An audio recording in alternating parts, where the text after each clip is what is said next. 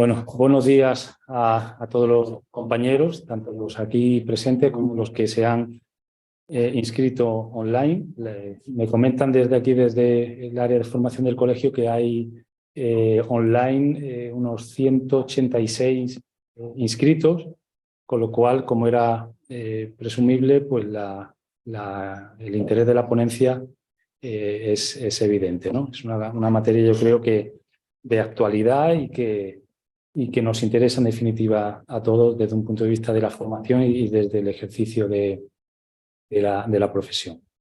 Tengo el placer de presentar a nuestro compañero asturiano de Avilés, Celestino García Carreño. Seguro que prácticamente todos lo conocéis.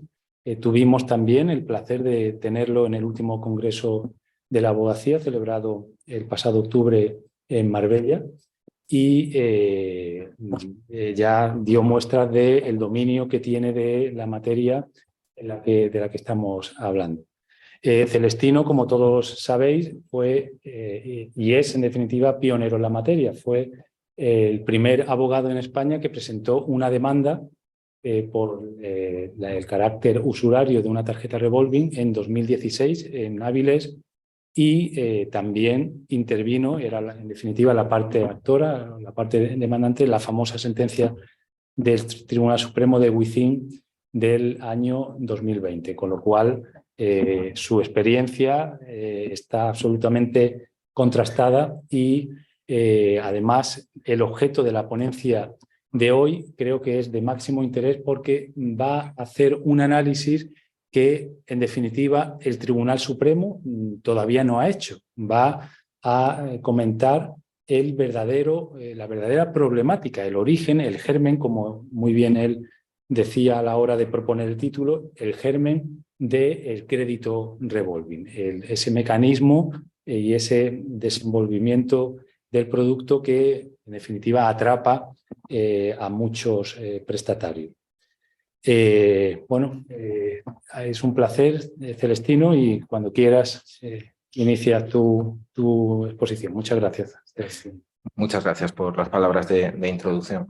La sentencia de 15 de febrero de 2023, que fija numéricamente la nulidad de los contratos por usura cuando superen esos 6 puntos a los que hace referencia el Tribunal Supremo en comparación con la media de la tabla 19.4 del Banco de España, ha abierto en realidad pues, muchos interrogantes y ha conllevado que los profesionales que nos dedicamos desde hace mucho tiempo ya a defender al consumidor en este tipo de asuntos, tengamos que redefinir un poco nuestras estrategias al respecto. Esa sentencia es muy llamativa porque dice que en el escenario de litigiosidad en el que estamos ahora mismo ya no puede atenderse a las circunstancias de la contratación, sino que dice, ante la falta de una previsión legal al respecto, dice que se hace necesario fijar ese límite de los 6 puntos sobre la media del producto. La crítica que se puede hacer a la sentencia pues es muy sencilla. ¿No existe previsión legal? Sí que existe. La previsión legal es una ley de 1908, la ley Azcárate, en la cual se dice que hay que atender tanto al tipo de interés, si es notablemente superior al normal del dinero o no, y luego hay que atender también a las circunstancias concretas de ese contrato, las circunstancias de la contratación, y además hace un despliegue argumentativo de cuáles son esas circunstancias. La capitalización de intereses y comisiones es una de las cosas más importantes, el tipo, el sector, el público al que van dirigidos estos contratos. Bueno, hace un montón de valoraciones respecto a cuáles son esas circunstancias.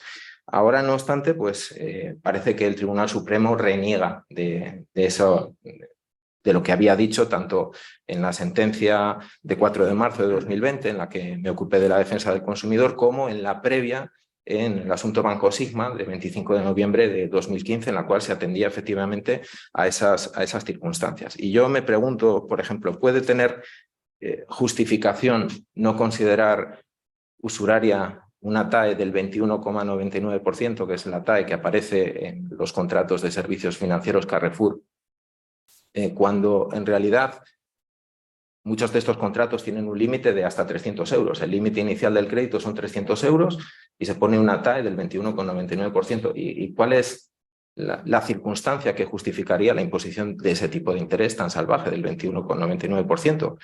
Ninguna, porque el riesgo para el prestamista es mínimo. O sea, hay un límite de 300 euros. Y además, también hay que tener en cuenta que ¿a qué va dirigida esa tarjeta?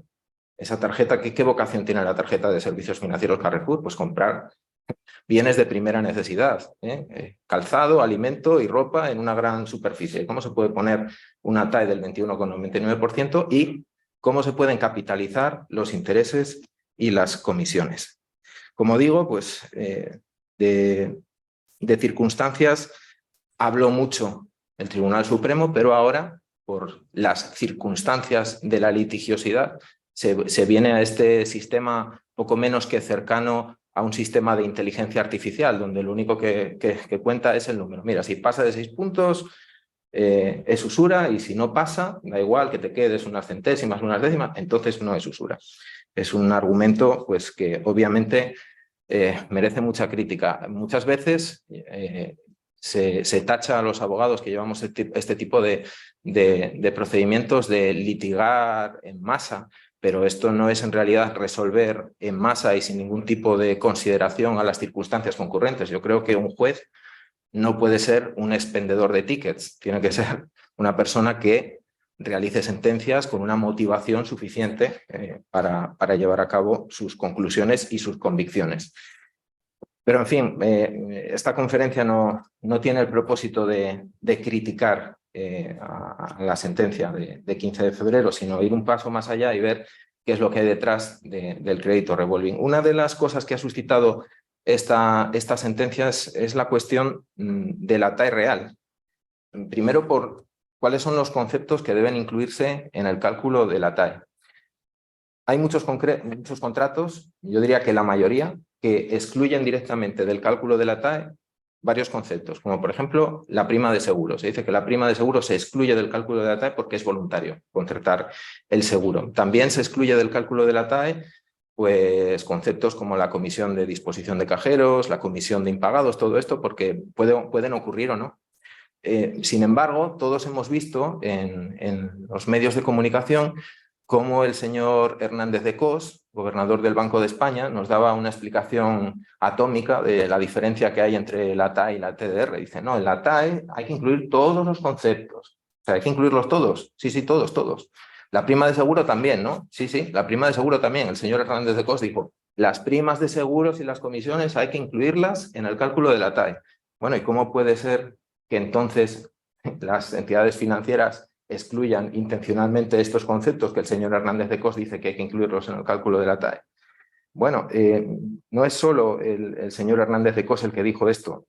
Si leemos lo que dice la sentencia de 4 de marzo de 2020, allí se dice que en la TAE, en el cálculo de la TAE, se tienen que incluir cualesquier concepto que tenga que ver con el contrato. Todos los conceptos que tengan que ver con el contrato, cualesquiera gastos, dice la sentencia textualmente, relacionados con el crédito, y entre ellos, efectivamente, las primas de seguro y las comisiones.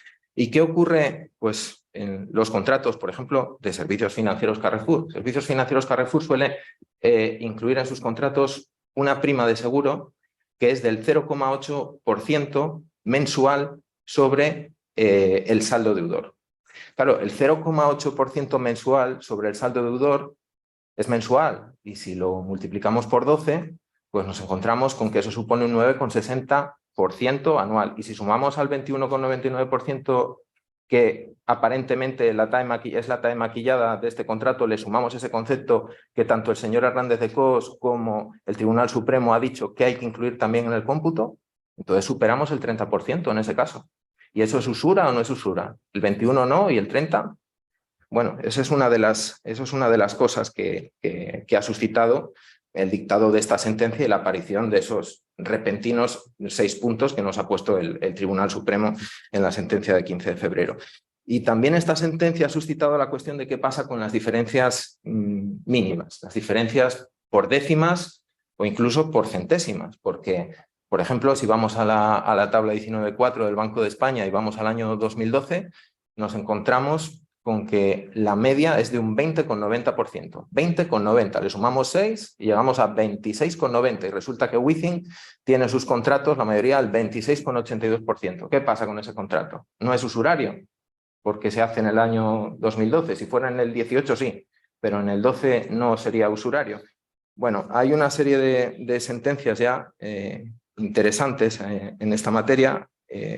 Hace días un compañero me indicó que hay una sentencia ya de la sección 10ª de la Audiencia Provincial de Madrid que viene a decir que al encontrarse prácticamente dentro del margen sí se considera usurario. También existen varias sentencias que tienen en consideración que un 26,82% dice, sentencias estoy hablando de dictadas por la Audiencia de Madrid, dicen que existe la communis opinio dentro del seno de las secciones, de todas las secciones de la Audiencia Provincial de Madrid, de que el 26,82% TAE es usurario, independientemente de estas diferencias mínimas con relación a esos 6 puntos. No obstante, también he leído recientemente una sentencia de la Audiencia Provincial de Teruel que, por una mínima diferencia de centésimas, dice que el contrato no es usurario.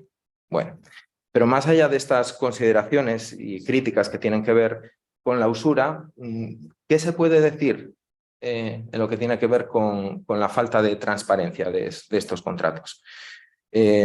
Bueno, yo creo que en este sentido hay una serie de sentencias, por ejemplo, de la sección 28 de la Audiencia Provincial de Madrid, que es, digamos, la sección especializada en derecho mercantil de la Audiencia Provincial de Madrid, que hace una crítica velada a lo que se dice en las demandas y en los recursos, porque dice que las alegaciones sobre falta, además lo dice en un montón de sentencias, las alegaciones sobre falta de transparencia en el recurso son estereotipadas y hacen referencia a cuestiones fuera de este control.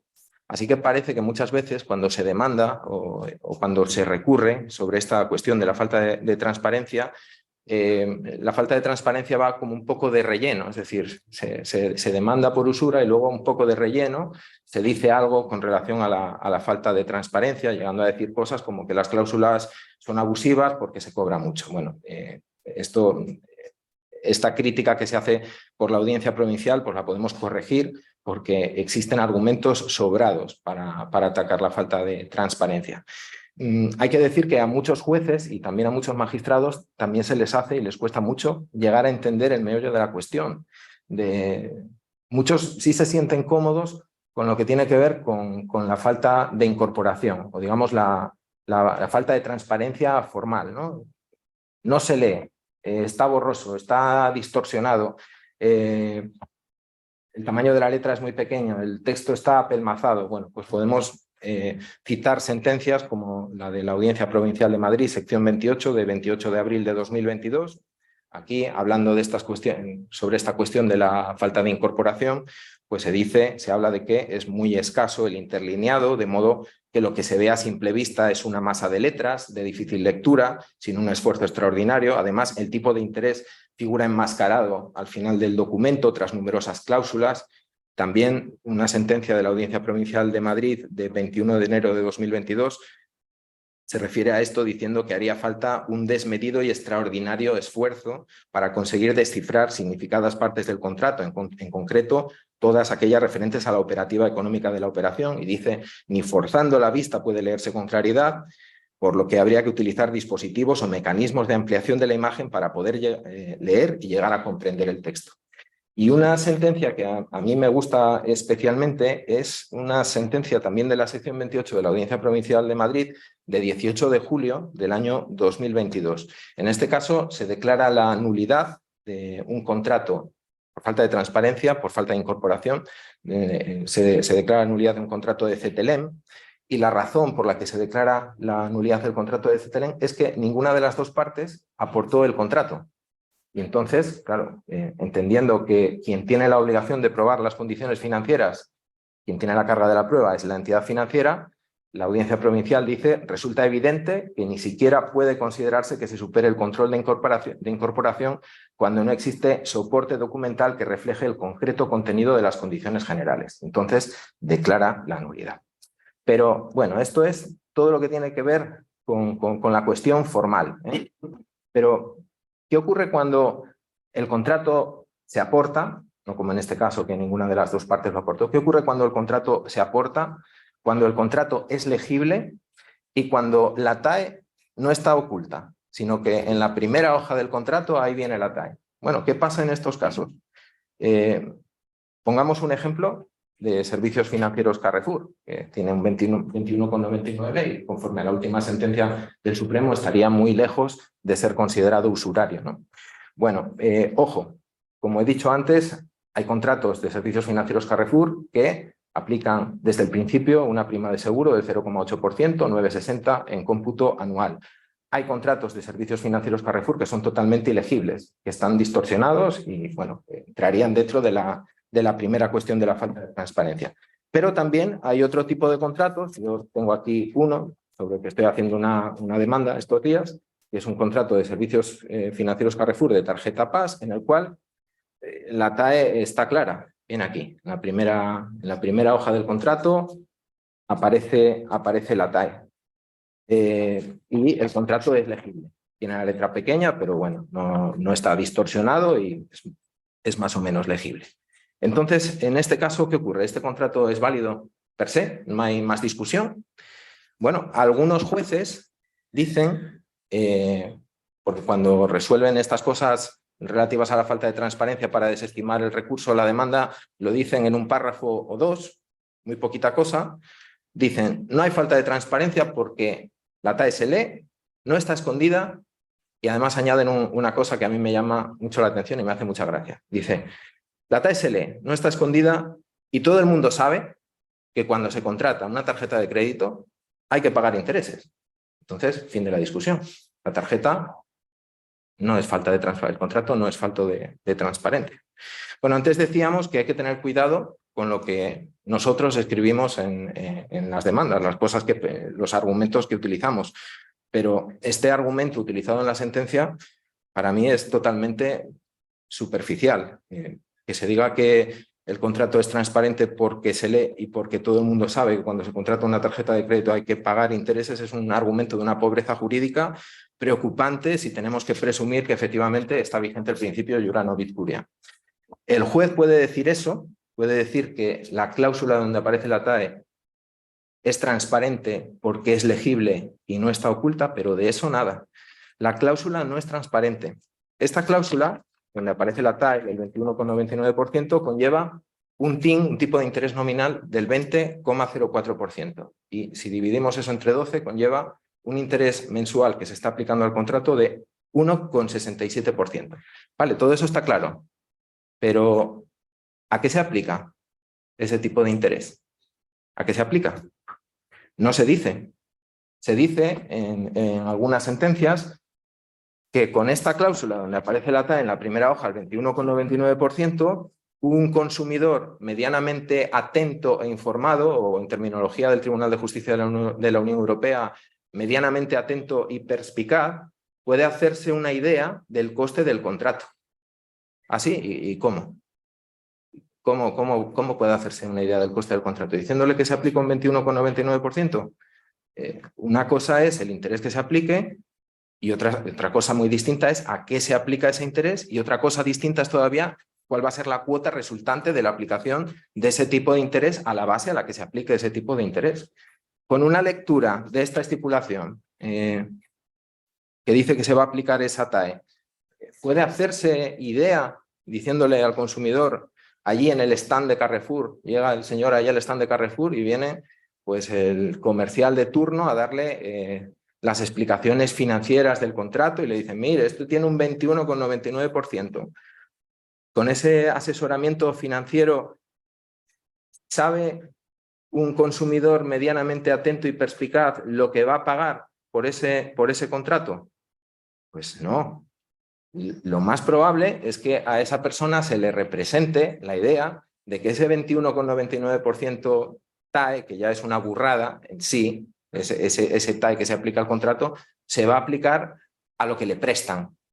A mí me prestan un capital y me aplican ese TAE o ese tipo de interés a ese capital. Pero ¿ocurre eso en un contrato de crédito revolving, en este contrato de crédito revolving de Carrefour, el interés se aplica al capital prestado? No, no se aplica al capital prestado. Y la cuestión es que, ¿y dónde se explica en el contrato a qué se aplica ese tipo de interés? Porque en la primera hoja viene la TAE. Podría venir inmediatamente la explicación. Mira, esta TAE, el tipo de interés de esta TAE lo vamos a aplicar a... Y la explicación debajo, aquí. No viene ahí. Hay que recorrer una lectura aridísima, una serie de estipulaciones que tienen muchísima menos importancia con relación a la economía del contrato. Y hay que llegar, después de esa lectura totalmente árida, llegamos al meollo de la cuestión, que está en el apartado 8.2.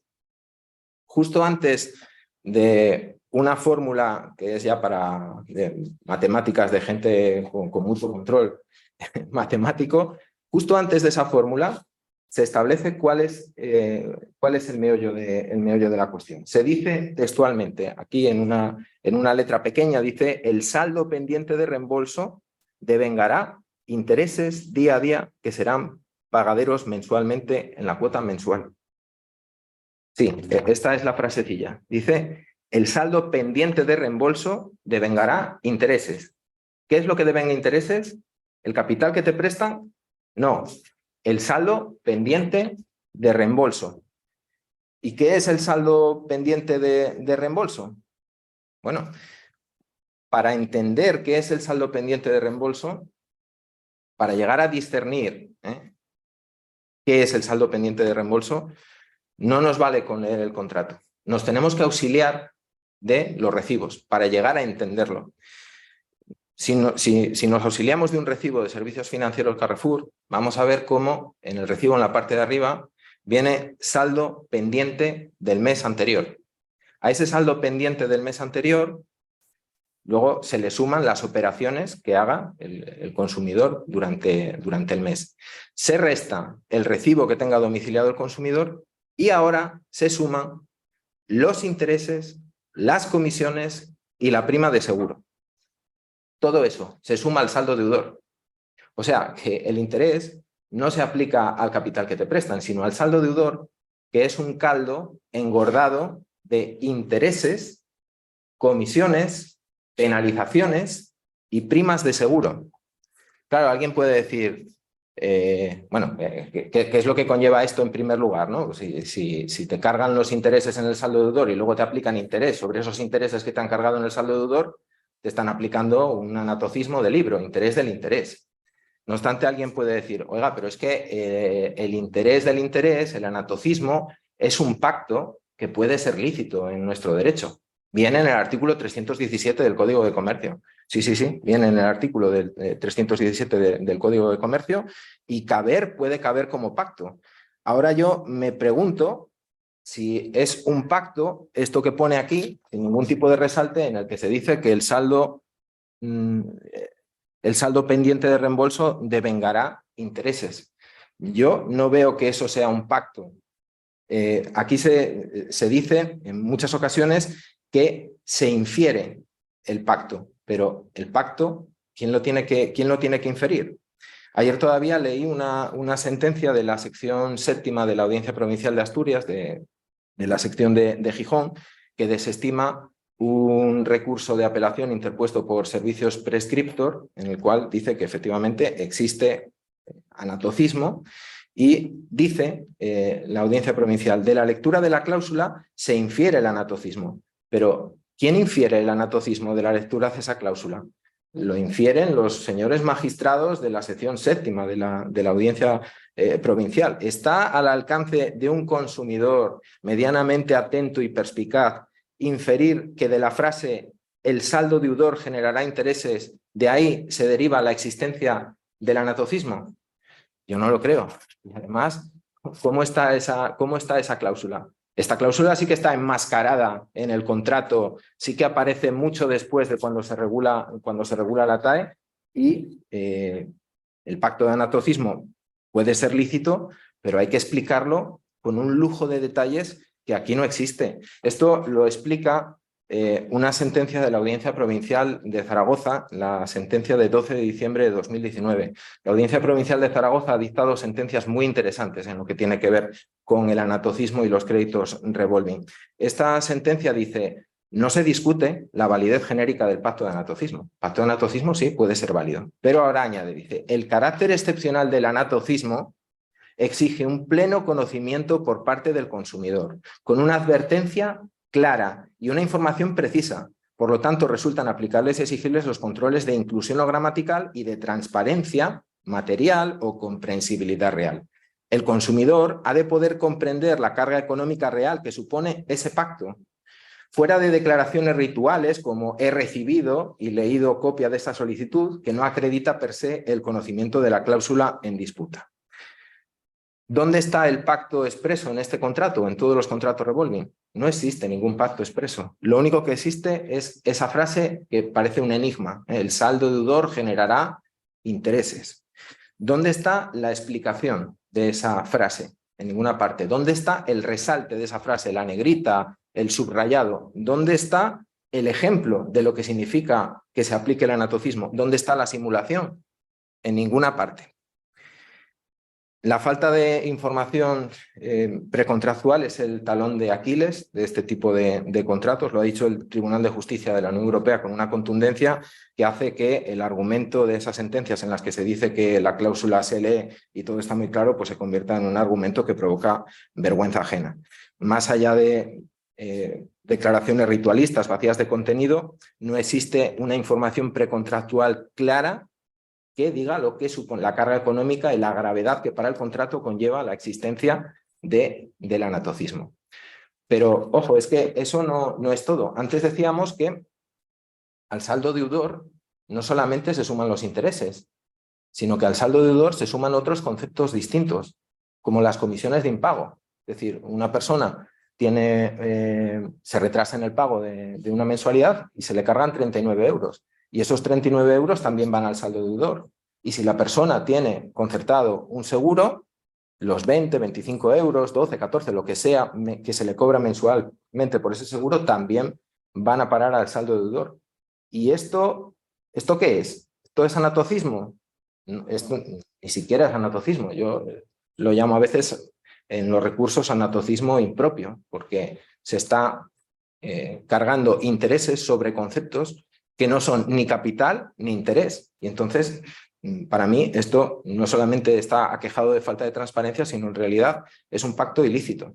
Esto lo explicó una sentencia de hace bastante tiempo, del 30 de diciembre de 2020, de la Audiencia Provincial de León, la sección primera de la Audiencia Provincial de León. Explicaba esta sentencia, dice, el banco capitaliza con el nominal pendiente en cada periodo las liquidaciones de intereses. Es decir, el banco aplica, eso sería el anatocismo, ¿no? Pero ahora añade, y lo que es más relevante, las liquidaciones por comisiones y gastos, desnaturalizando el pacto mismo de anatocismo a que se refiere el artículo 317 del Código de Comercio e ignorando el prestamista naturalmente en su provecho, que no es posible homogeneizar cualesquiera tipo de intereses con comisiones y con gastos, con comisiones como la comisión de impagados y con gastos como la prima de seguros, pues unos y otros se trata de conceptos diferentes, por cuanto estos últimos no tienen por objeto retribuir el uso del efectivo entregado por el banco, sino unos servicios o gastos, los que se hayan pactado, pero distintos del disfrute o disposición del dinero.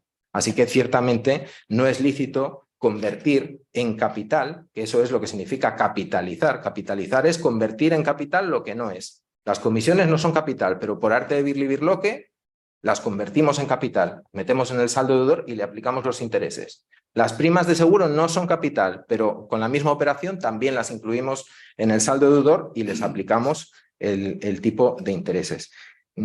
Una cosa es capitalizar el interés, que ya tiene todas las limitaciones a las que antes hemos hecho referencia en materia de deber de información y deber de claridad y transparencia, explicárselo al cliente de forma que sea absolutamente transparente, lo que no se lleva a efecto. Y otra cosa ya más distinta es esta cuestión de capitalizar cualquier concepto para lucrarse de forma salvaje, que es una conducta que el ordenamiento jurídico no puede proteger. Es verdad que después de decir todo esto, todavía tenemos que lidiar cada día con sentencias que dicen de forma superficial que si la TAE se lee y no está oculta, el contrato es transparente, pero tenemos que efectuar un esfuerzo argumentativo de contraponer lo que dicen esas sentencias en un párrafo o dos con lo que están diciendo otras sentencias que tienen una profundidad jurídica muy relevante. Existen muchas sentencias en las que basar la argumentación de la falta de transparencia, pero por su brillantez y profundidad jurídica, para mí son especialmente destacables estas que os voy a decir ahora. En primer lugar, la sentencia 487/2022, de 26 de octubre de 2022, de la sección séptima de la Audiencia Provincial de Asturias, sección de Gijón. Esta desestima un recurso de apelación de CaixaBank. Yo me ocupé de la defensa del consumidor en este procedimiento y establece la nulidad por falta de transparencia de una tarjeta MediaMarket al 18% TAE. Dice que no es transparente porque no se llevan a cabo ejemplos ni simulaciones que hagan que el consumidor tenga una comprensión real de cuáles son las consecuencias de aquello que está firmando. También resulta muy interesante la sentencia de la Audiencia Provincial de Santander, de su sección segunda, de 31 de mayo de 2022, que decreta por razones similares la nulidad por falta de transparencia de una tarjeta del Banco Cetelem al 23%. También una sentencia de la sección segunda de Gerona, de 7 de octubre de 2022, que recoge también lo dicho por la sección tercera de la Audiencia Provincial de Santa Cruz de Tenerife, de 21 de noviembre de 2021, y decreta la nulidad por falta de transparencia de una tarjeta también de Carrefour Pass, y la sentencia de la sección cuarta de la Audiencia Provincial de Oviedo, de 23 de septiembre de 2021, que hace un análisis pormenorizado de la falta de transparencia de una tarjeta de Carrefour al 21,99%. Y recientemente se ha dictado, se ha publicado en Cendog ayer, o anteayer, mejor dicho, una sentencia de la sección séptima de la Audiencia Provincial de Gijón, de 8 de febrero de 2023, que declara la nulidad de un contrato de servicios prescriptor al 21% TAE. Por cierto, estas sentencias establecen que la declaración de nulidad de la cláusula que regula el interés remuneratorio conlleva la nulidad de todo el contrato. Hay alguna otra sentencia por ahí, de la Audiencia Provincial de La Coruña, que dice que sí, es nula la cláusula que regula el interés remuneratorio, pero el contrato sigue vivo sin intereses, lo cual para mí pues es bastante pintoresco, porque si se quita del contrato un elemento esencial como es el interés en un crédito revolving, ¿cómo va a seguir vigente el contrato? Pero bueno, hay de todo porque hay muchas secciones de muchas audiencias en España. Pero de esas sentencias a que he hecho referencia anteriormente, yo creo que de esas sentencias se puede extraer un decálogo, digamos, en lo que tiene que ver con la falta de transparencia de los créditos revolving. Esas sentencias nos dicen, en primer lugar, que el sistema revolving es un sistema complejo. El crédito revolving, dicen todas estas sentencias, supera con mucho, por su complejidad, a un contrato de préstamo ordinario. A veces se leen sentencias, he leído una sentencia hace poco de un juzgado no recuerdo exactamente, creo que era de Huelva, que dice, para desestimar la demanda en materia de falta de transparencia, que es que un contrato de crédito, que una tarjeta de crédito revolving la entiende todo el mundo, que no es un swap, que no tiene mayor complejidad saber cómo funciona una tarjeta de crédito revolving. Hombre, yo a su señoría le recomendaría que leyera con atención la orden ETD 699/20. O sea, no es complejo el crédito revolving, lo entiende todo el mundo.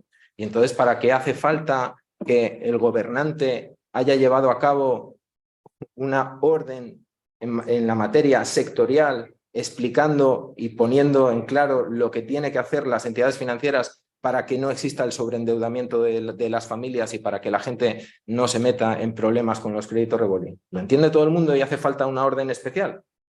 No parece que tenga mucho sentido.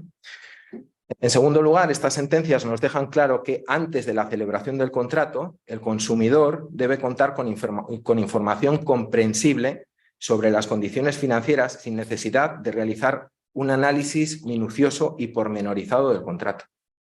En tercer lugar, nos dicen estas sentencias que más allá del TIN y el TAE aplicado y de la adecuación de su importe al tipo de contrato, el consumidor debe conocer al momento de la contratación y durante el desarrollo del contrato la carga económica del contrato. Es decir, hay que explicar que lo que no se paga en el crédito revolving va a volver a generar intereses, de manera que es prácticamente imposible librarse de la deuda si se abona la cuota mínima o incluso pagando cantidades muy superiores a la cuota mínima cuando se haya llevado a cabo pues, una disposición importante. ¿Esto cómo se explica? Pues esto se explica a través de ejemplos y de simulaciones. Si no hay ejemplos y simulaciones, pues estamos pues como cuando se reclamaba hace años, todavía queda alguna por ahí, la cláusula suelo. La entidad financiera tiene que probar que el consumidor tuvo un conocimiento real, más allá de declaraciones ritualistas, de que el notario le ha leído la escritura y todo esto. No, hace falta simulación y que la entidad financiera acredite esto. En cuarto lugar, es necesario que el contrato exponga el funcionamiento concreto de las cláusulas y la relación de unas cláusulas con otras. Lo veíamos en este contrato de Carrefour. La cláusula que establece la TAE está así, está aquí al principio. Pero la cláusula que explica a qué se aplica el tipo de interés está mucho después. Está totalmente deslocalizada en relación con la otra cláusula. Pues hay que exponer el funcionamiento concreto. Y además dicen todas estas sentencias que la explicación para el consumidor tiene que ser inteligible. Por ejemplo, hay que explicarle al consumidor que cuando se paga la cuota mínima va a ocurrir lo que dicen las calculadoras del Banco de España, que la deuda no solo no va a bajar, sino es que va a subir. Y eso hay que explicárselo en las simulaciones, porque últimamente, a partir de la entrada en vigor de la orden ETD 699/20, hay alguna simulación que aparece ahí, pero nunca aparece precisamente esta simulación, que es la verdaderamente interesante. Oiga, si yo pago esto a 30 euros, que ustedes me dicen que yo lo puedo pagar en cómodas cuotas de 30 euros, el traje de la comunión de mi hija lo van a pagar mis nietos, ¿no? Bueno, pues hay que explicarle eso al consumidor. La deuda no se termina nunca de pagar. La carga de probar que se dio información, en quinto lugar, la carga de probar que se dio esa información precontractual necesaria, la tiene la entidad financiera. En sexto lugar, a partir de la lectura de las cláusulas del contrato, el consumidor tiene que entender sin mayor esfuerzo cómo se conforma el saldo deudor. ¿Cómo se conforma el saldo deudor?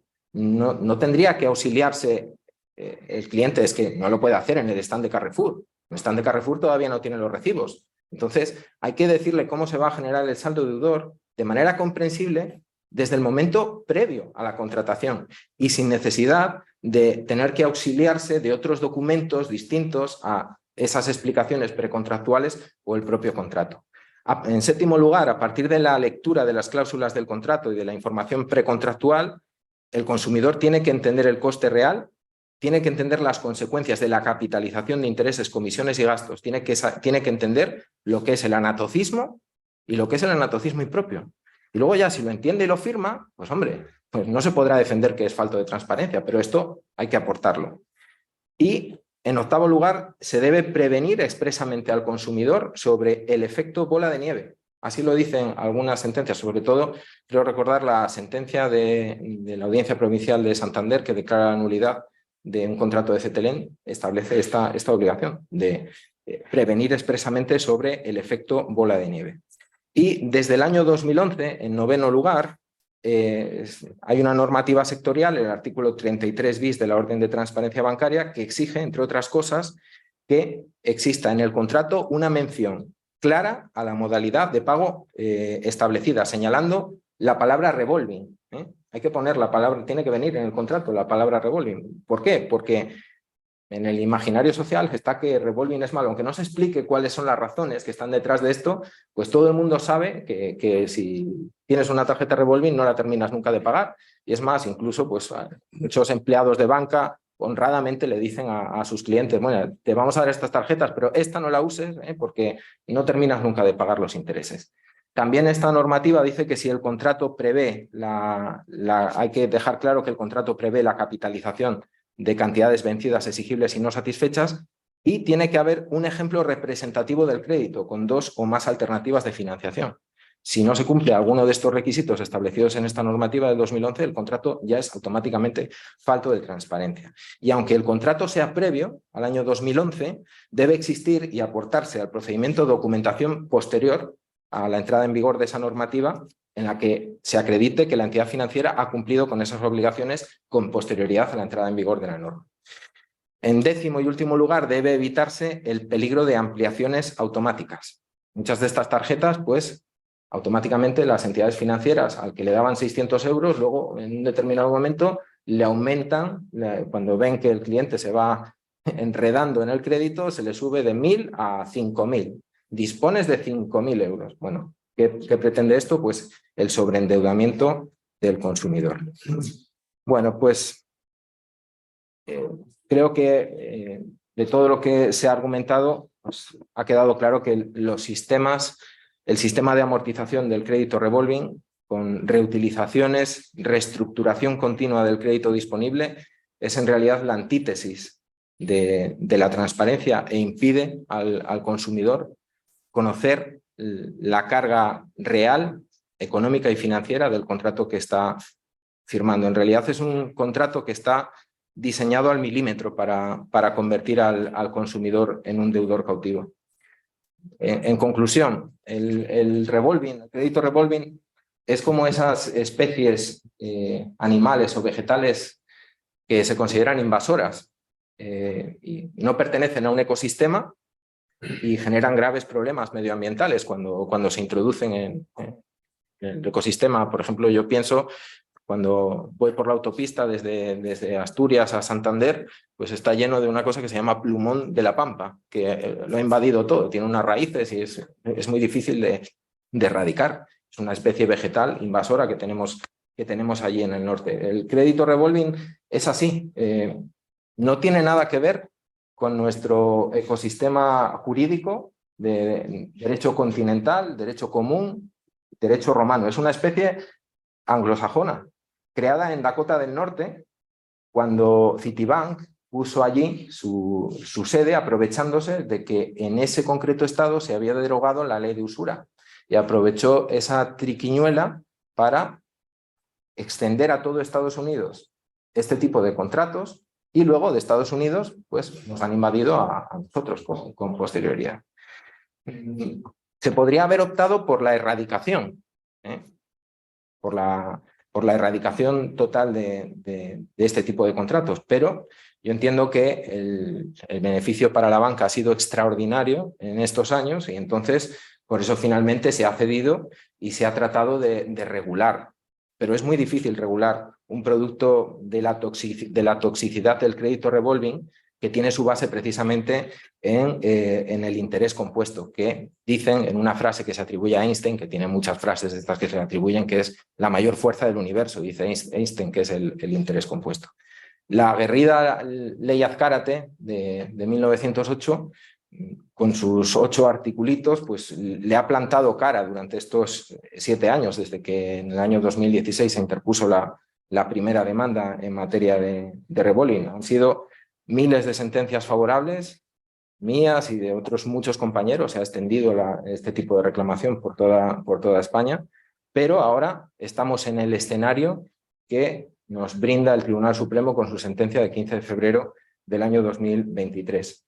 No obstante, aunque se haya dictado esa sentencia, tenemos argumentos muy potentes para demostrar que el crédito revolving es nulo, tanto por usura en su caso, como por falta de transparencia, frente a la superficialidad de quien dice que la TAE se lee y todo el mundo sabe que cuando se contrata una tarjeta de crédito hay que pagar intereses.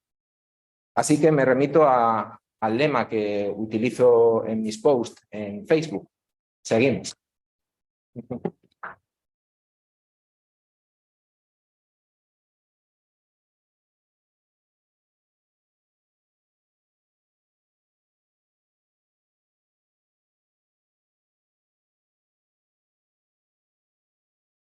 Se nota en la exposición la claridad, se ha entendido todo precisamente con transparencia, ¿no?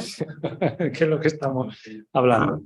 Bueno, no sé si aquí los presentes tenéis alguna pregunta. ¿Sí? Eso como decía, además por el activismo, la abogacía sin activismo no tendría sentido. Yo quería preguntar, porque hemos hablado del cálculo del TAE y yo creo que sí existe base normativa para incluir los conceptos, todos los conceptos del TAE, porque sí es verdad que la sentencia del 4 de marzo de 2020 hablaba de que se debían incluir todos los conceptos, en la financiación y tal, pero yo no he encontrado, no sé si existe algún tipo de orden investigado o incluso en la principal del Banco de España, como lo ha dicho el señor Hernández, pero esto no lo he. ¿Existe alguna base normativa para que obligue a incluir todos los conceptos del contrato dentro de la TAE? Esa era una pregunta. La otra pregunta tiene algo que ver con el cálculo del TAE, porque para nosotros resulta muy, bueno, para el cliente pero para nosotros también.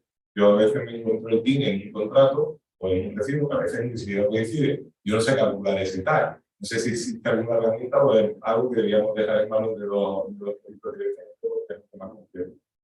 No sé si existe alguna fórmula.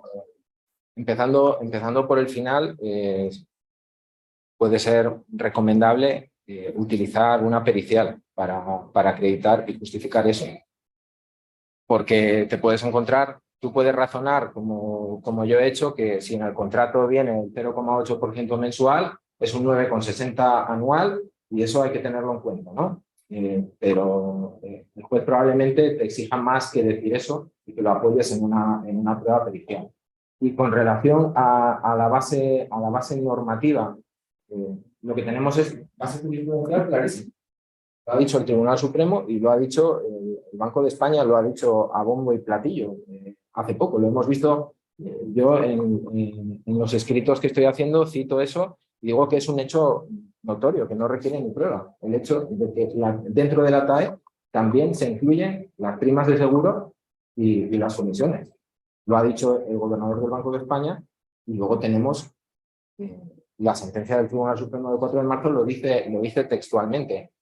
Hay que incluir cualesquiera. Bueno, pues cualesquiera gastos que tengan que ver con el contrato, desde mi punto de vista, se incluyen las primas de seguro, también por lo dicho por el señor Hernández Cos, que bueno, no es jurista, pero ¿a quién representa ese señor? O sea, nos quedamos con lo que dice el Banco de España, parece que se ha convertido aquí en el árbitro para todo. Bueno, pues hay que utilizar también lo que dice el Banco de España cuando favorece al consumidor. En este sentido nos favorece y ha sido claro, ha salido a decir que se han ido a hablar de lo de las diferentes magnitudes entre la TAE y la TDR, pero sí, nos ha dicho que la TAE hay que incluir estos conceptos. Bueno, pues vamos a incluirlo. Pero práctica. Hay veces que los clientes llevan muchos años pagando los plazos de revolver hasta que ya se dan cuenta que no pueden, que es abusivo, ¿no? La bola de nieve, y entonces deciden reclamar. Y hay veces que es casi imposible recopilar todo lo que han hecho. Entonces, a efectos probatorios, pues, usted con una prueba pericial de un crédito económico que diga, digamos, a una estimación de lo que ha pagado y lo que debería haber pagado suficiente, o qué. Bueno, yo lo que hago con carácter previo en muchas ocasiones, claro, porque ten en cuenta que necesitamos tener toda la documentación precisa para abordar y atacar la falta de transparencia desde todos los ámbitos. Y para eso es fundamental obtener toda la documentación. Obtener toda la documentación o dejar claro al juez que la entidad financiera dice, por ejemplo, el Banco Santander, no sé por qué, pierde todos los contratos de mis clientes. Bueno, pues si se pierde el contrato, automáticamente habría falta de transparencia por falta de incorporación. ¿Cuál es el arma que tenemos ahora para obtener todos los documentos con carácter previo? Claro, es un trabajo, es laborioso, porque en ocasiones hay dos demandas. Hay que interponer una demanda previa de deber de información en la que se invoca lo que dice el artículo 33 de la orden ETD 699/20. Hay el apartado quinquies, sexies y el octies de este artículo. Ahí se dice que las entidades financieras tienen la obligación de entregar toda la documentación relativa al contrato. Se puede obtener todos los extractos relativos al contrato en el plazo de 5 días. El artículo 7.2 de la Orden de Transparencia Bancaria dice que la entidad financiera tiene la obligación de entregar el contrato al cliente tantas veces como éste lo pide. Entonces, en el plazo de 5 días, la entidad financiera tiene que entregar toda esa documentación. Si no aporta toda esa documentación, tiene un problema con relación a la falta de transparencia en materia de incorporación. Y si finalmente no se aporta la documentación porque no está y no aparece de ninguna manera, estamos obteniendo resoluciones favorables en aplicación del artículo 717 de la Ley de Enjuiciamiento Civil, en la que se hace un cálculo estimativo del perjuicio que le supone al cliente la pérdida por parte de la entidad financiera de esa documentación. E incluso se está aplicando el artículo 717 en las propias demandas de deber de información. Es decir, tú interpones una demanda para que la entidad financiera te entregue toda la documentación.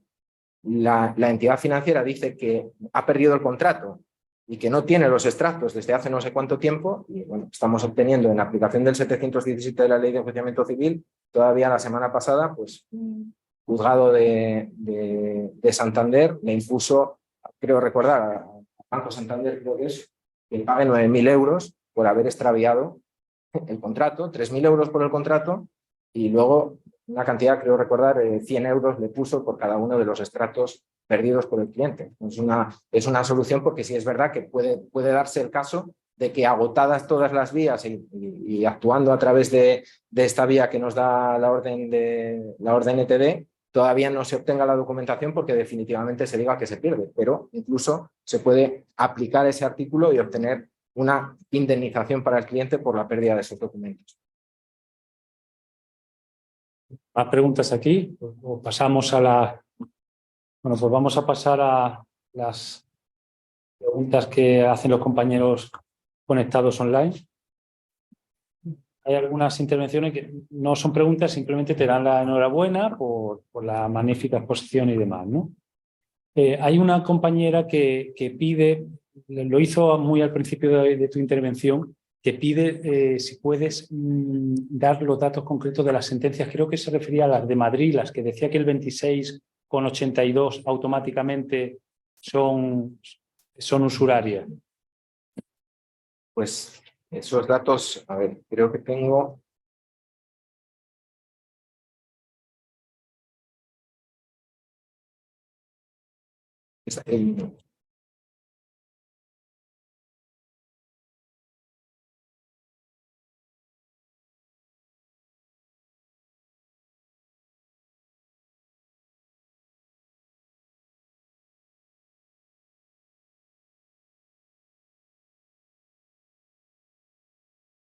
Si no lo tienes... Es una...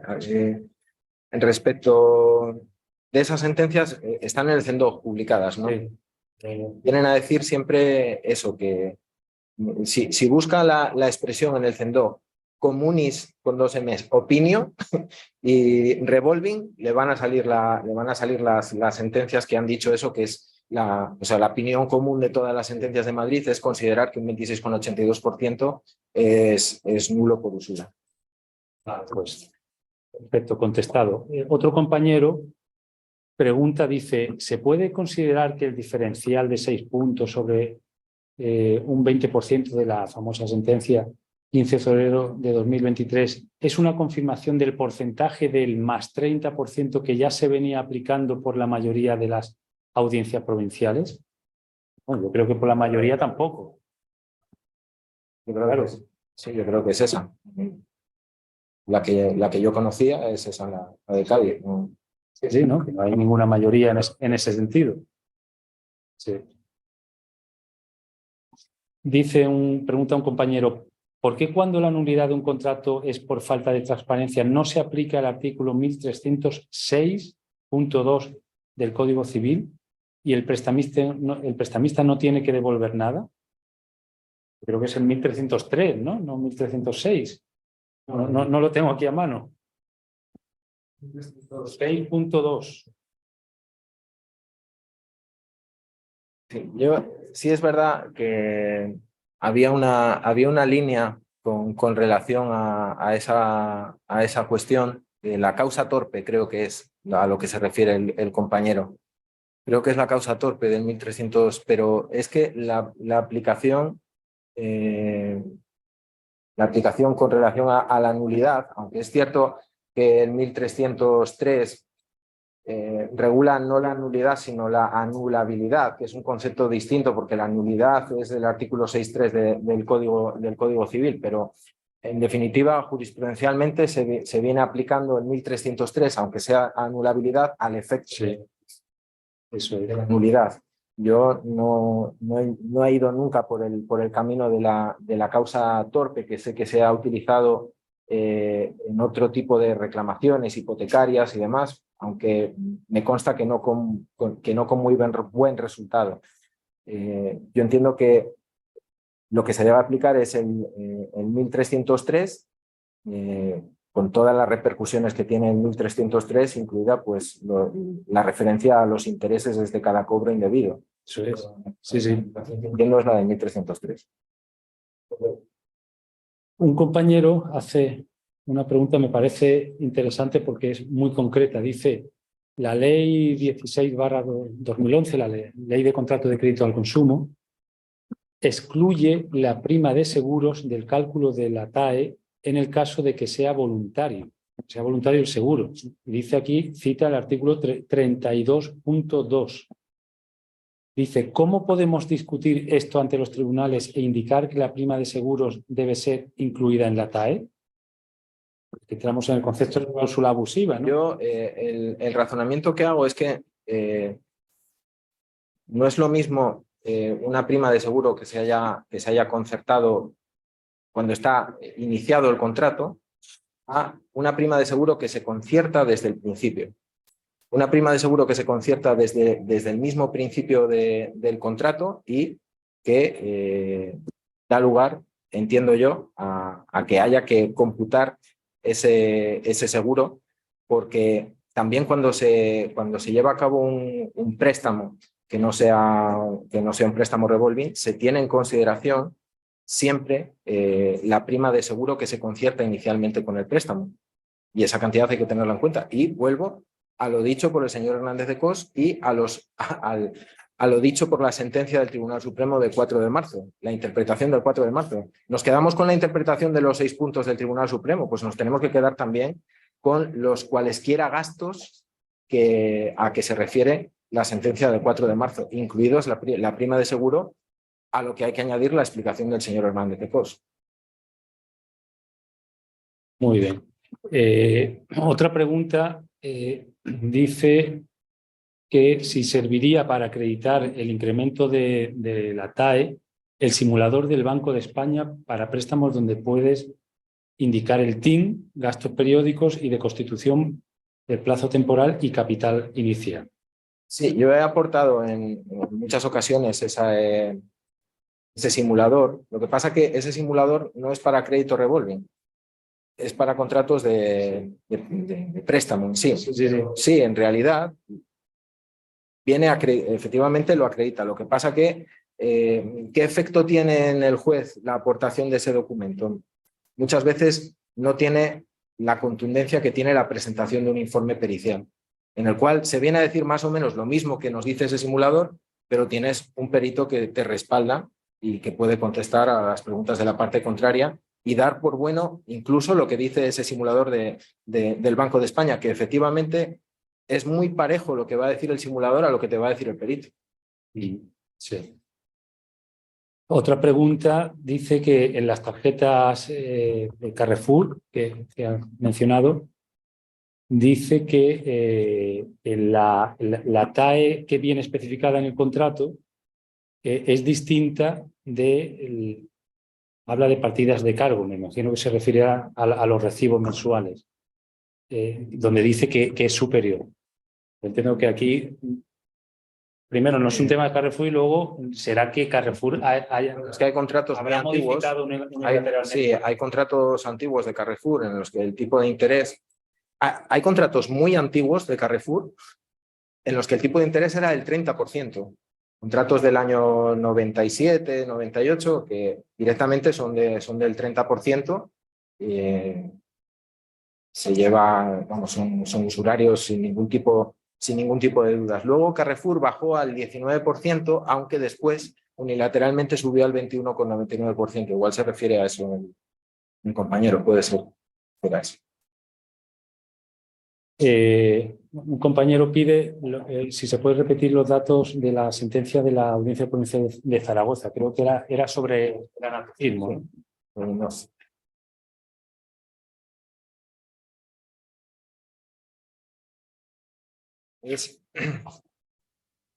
Es la sentencia de la sección quinta 1024/2019 de 12 de diciembre de 2019. El recurso es el 1356/19.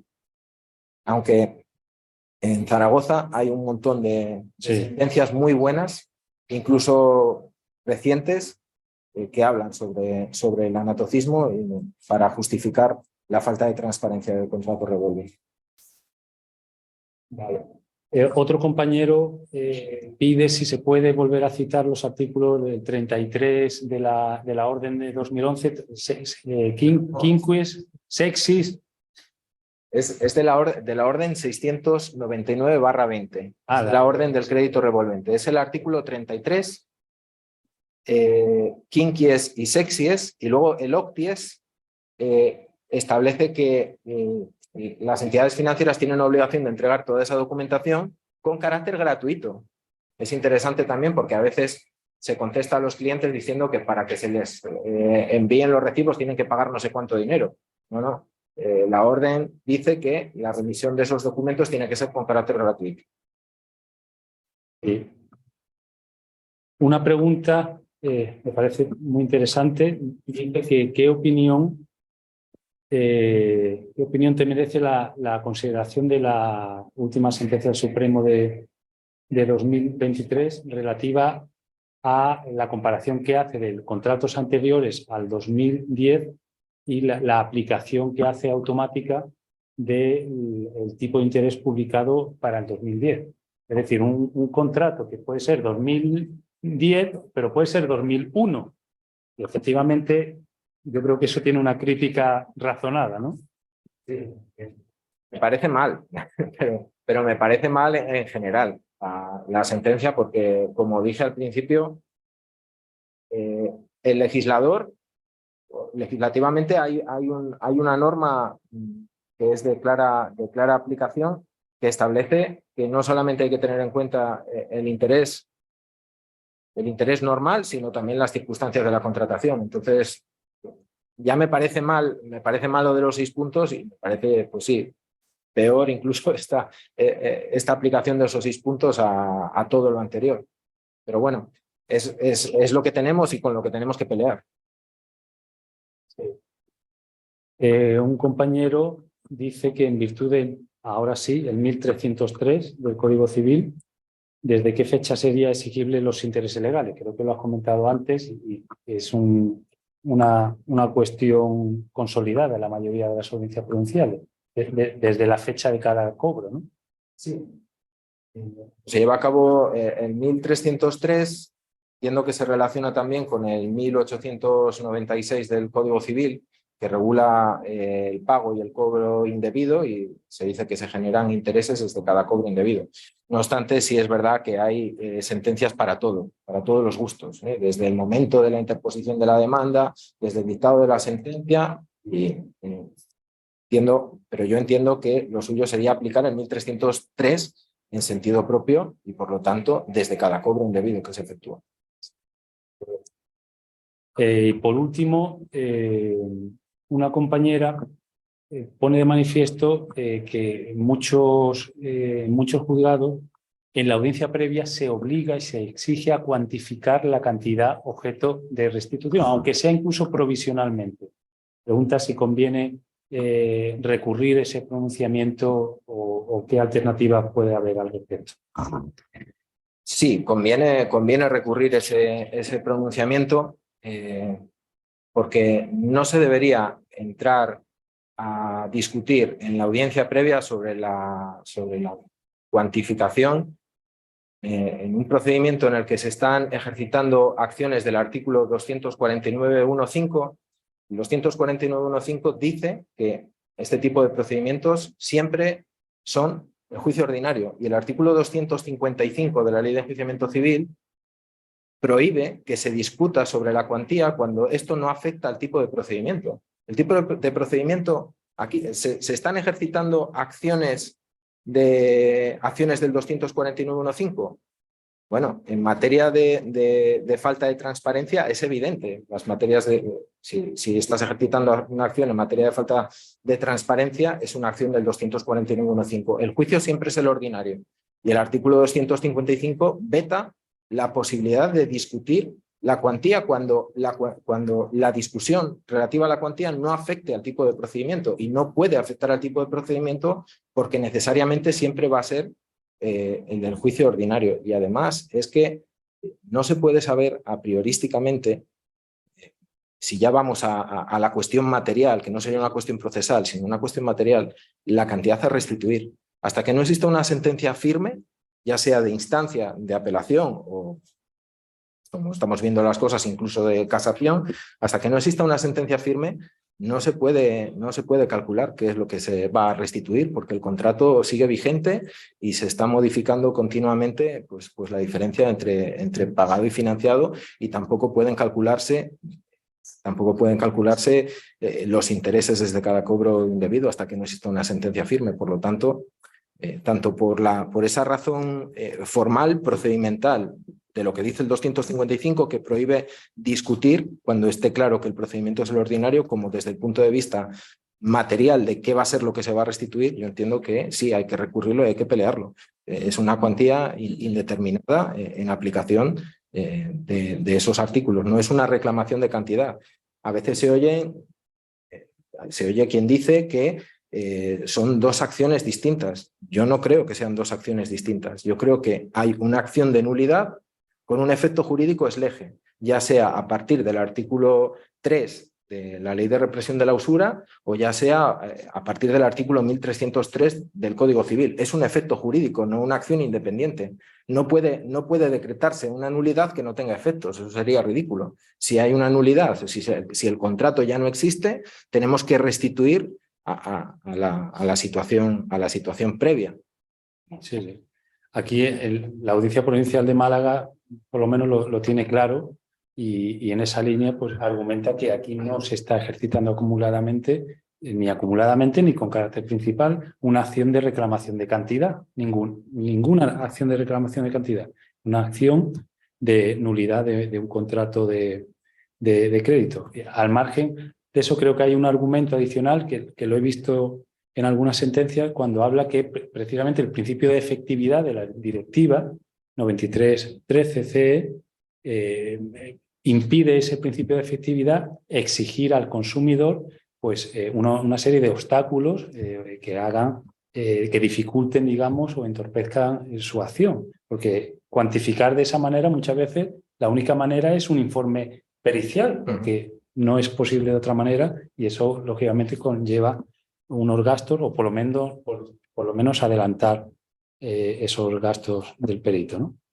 Bueno, pues yo creo, ninguna pregunta más por aquí, pues vamos a dar por concluida la ponencia y reiterarte de verdad el agradecimiento, tu disponibilidad de siempre a venir a Málaga, siempre que se te pide, y seguiremos en contacto para todas estas cuestiones. Muchas gracias, Celestino.